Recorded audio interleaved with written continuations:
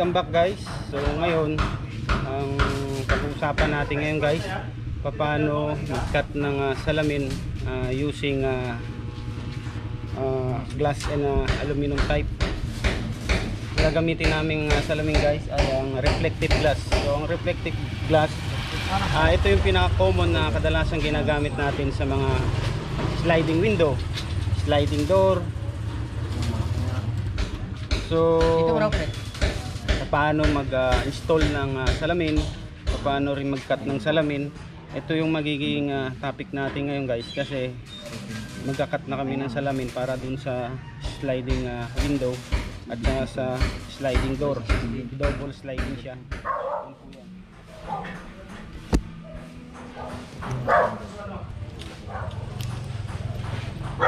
Huwag mo ilabas, pasok mo sa gulo sa antulo ng ito yan.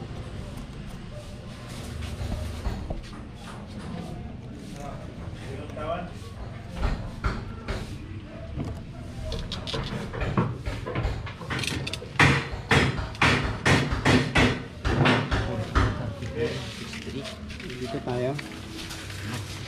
Okay. So unang-una guys, bago umpisahan yung tatabas, kailangan meron na kayong kopya. So meron na kami kopya kung anong mga sukat yung tatabasin. Then pag natabas na, puros line nyo lang yung mga natapos na. So ang purpose kasi doon para hindi magdoble yung cutting natin. So nakapagtabas kami ng isang salamin. So pangalawang batch na ito. So ang proseso ng pagkakat ng salamin, kailangan maganda yung platform nyo. Pangalawa, yung papatungan is may karton para hindi mabasag yung ilalim.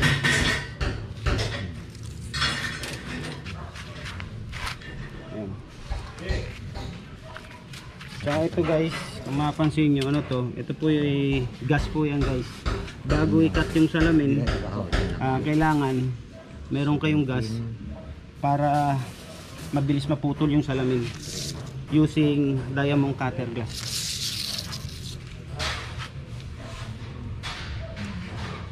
Pag nakuha nyo na yung tamang sukat using meter, so mamarkingan na siya. Tapos markingin both side, and then pwede na siyang guhitan. 316.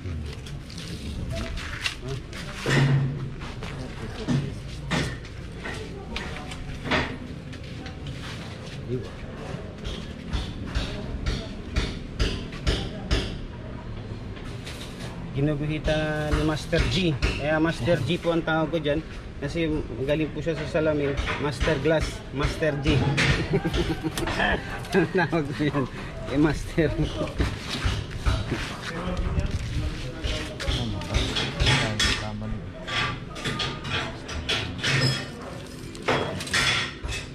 Kaya nga pala guys, ang inuna namin mga lahat sliding window.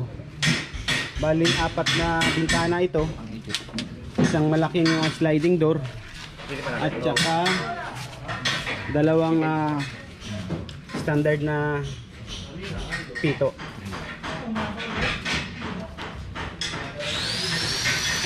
So pag natapos na siyang markingan both sides, gagamit tayo ng clip. So yung clip natin hindi metal, dahil pag metal yan may tendency pag humigpit magka-crack o magagasgas yung salamin.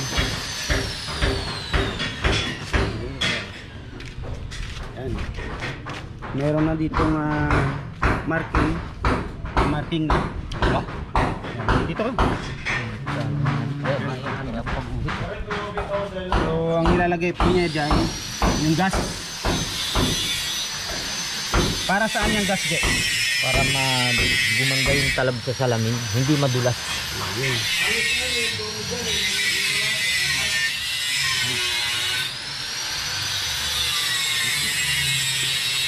And then pagkatapos,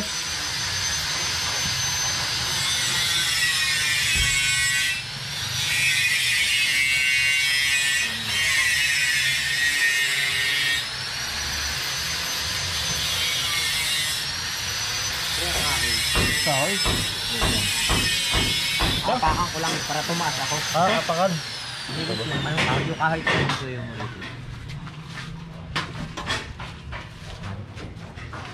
para abutin ko. Nakakatukod ako nito. Papatungan mo din eh. Okay.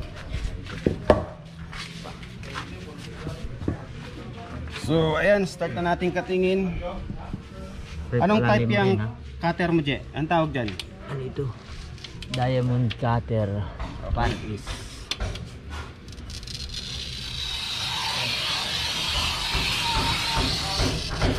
Suabe, nakapalidi pa. Mamaya, papanood ko sa inyo to. So, pagkatapos na siyang buhitan ng diamond cutter, so lalagyan natin siya ng spacer o stopper dun sa ilalim.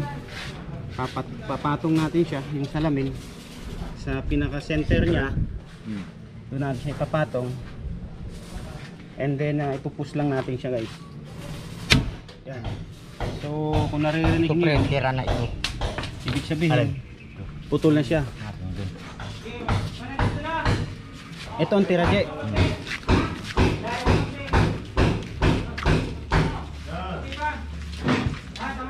Okay. Ang salamin, guys, hindi pwedeng na i-rush yung pagkakat ng salamin. Unang-una, kailangan 0-0 yung sukat. Kasi pag hindi 0-0 yung sukat, may tendency yung framing natin, ito yung framing natin, ito yung pagkakabitan natin ng ano, ng mga salamin. So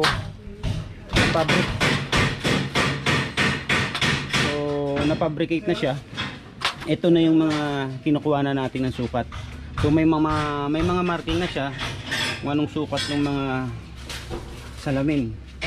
So kailangan lahat ng sukat is actual talaga. So start ulit kami ng panibagong cutting.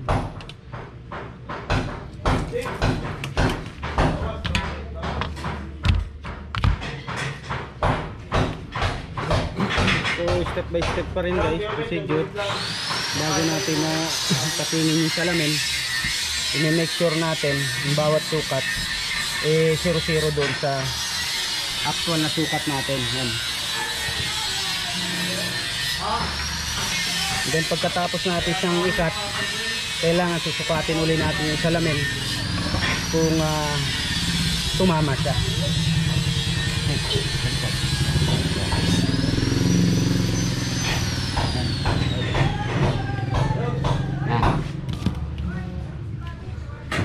So lalagyan uli natin siya ng gas. Pwede na ho yan, kerosene. Pag wala, pwede na ho thinner. Yan po yan ginagamit ni Master G. Yan. Para lang kayo, guys, na magsusukat din, oh, pag ginuguhitan nyo. And then ipo-fold down mo lang siya. And then automatic. The glass will break down.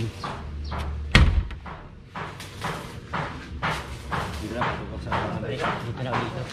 Number yan, G?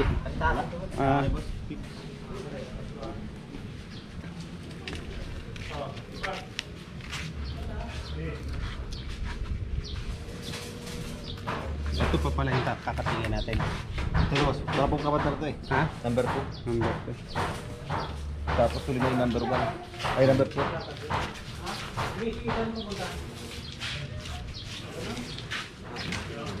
Isang alimprint na isa lang natin. Yes. Yung ito, yung 17, number 2, 17 38 by 35 by 78, dalawang piraso. Isa na lang. Isa na lang. Ang dalawa nito para doon sa ano, number 4.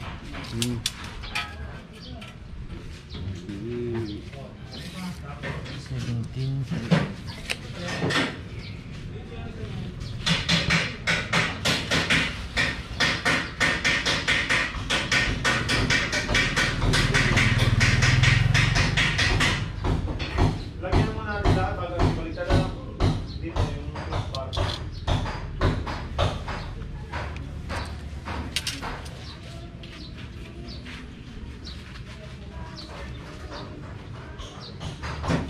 Bali nga pala, 4 na bintana ito, may sliding.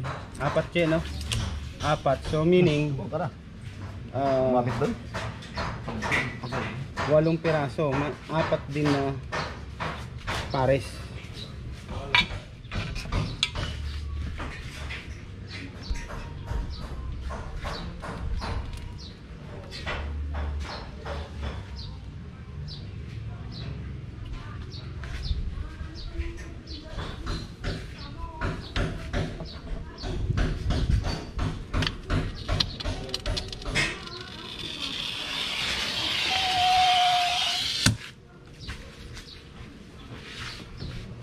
Try na natin.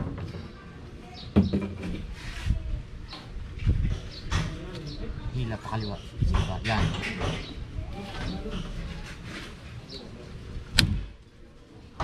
Number 2.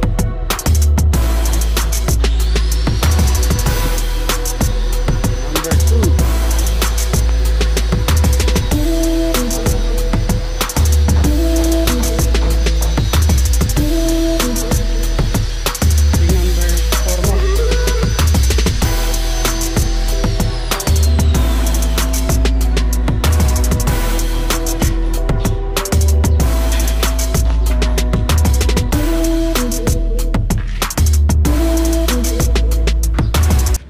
Kaya nga pala guys, ang ginamit namin nga pala rito, kung mapapansin nyo, yung kita yung mukha nyo. Ang tawag po doon, reflective glass. So,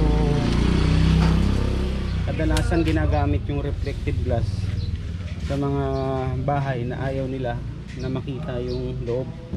So, meaning, hindi siya transparent. Pag nasa loob ka, kita mo yung labas. Pag ikaw nasa labas, hindi kita yung loob.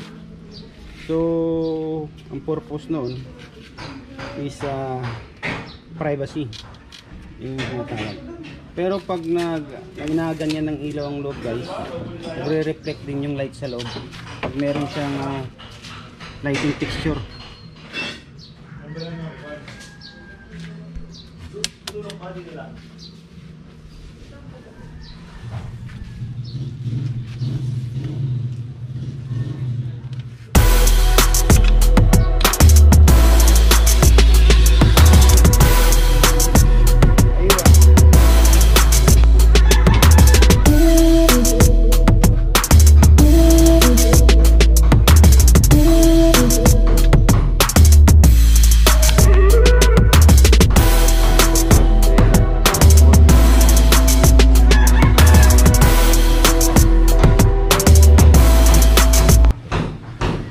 So kailangan guys, bago kayo pagkatapos pala ng cutting yung salamin, kailangan nyo pang markingan para Alin ni hindi tapasan.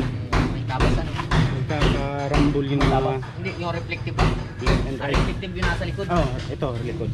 Oo. Sige. Likod Tawa. yan. Oo, tama. Para hindi tayo malito pag lagay sa panin. Yung may marking ang wala. Ayun yung ano. Ito lang. Yun yung loob. Yan ang loob Oo, palagi. yung may marking.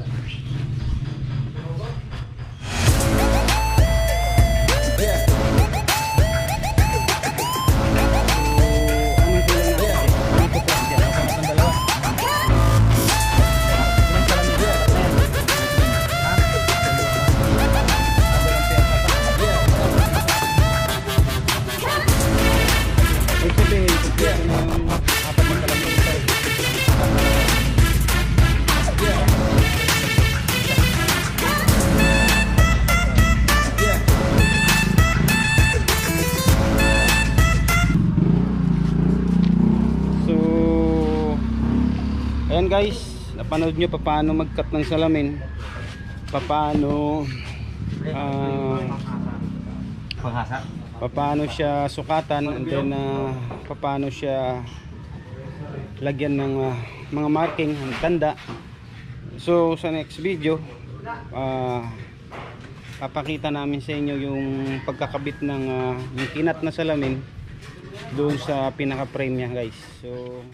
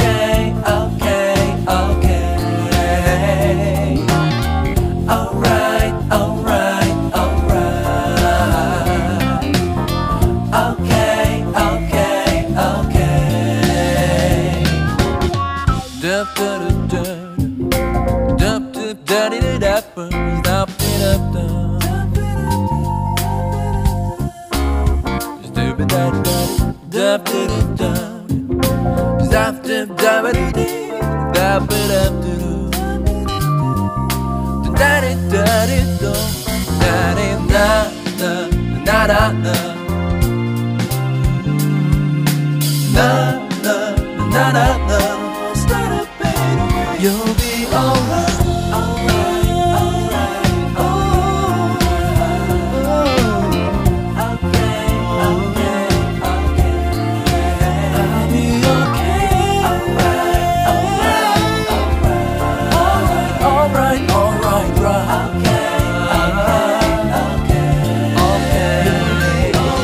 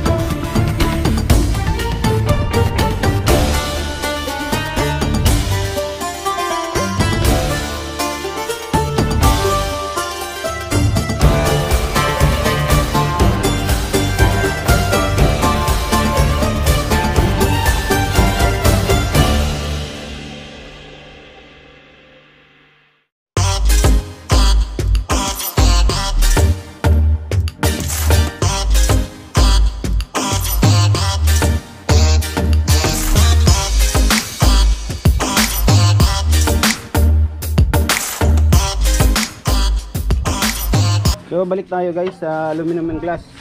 So after nung makating yung salamin, maglalagay kami Kamay na lang? ng Meron dyan basahan. glazing case o glazing panel niya Sausaw na lang. para Ganun na mag-lock lang, yung para hindi matatak doon. frame at saka yung salamin. Pero kadalasan pwede naman tong hindi lagyan. Pero ang iba, ang ginagamit nila silat lang.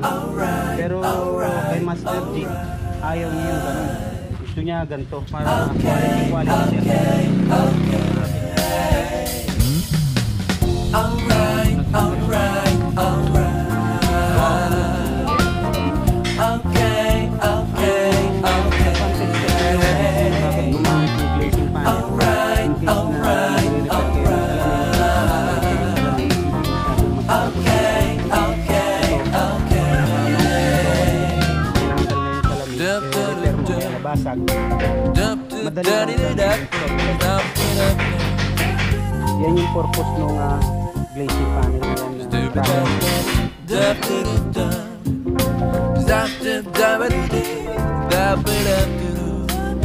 Start na namin lagyan.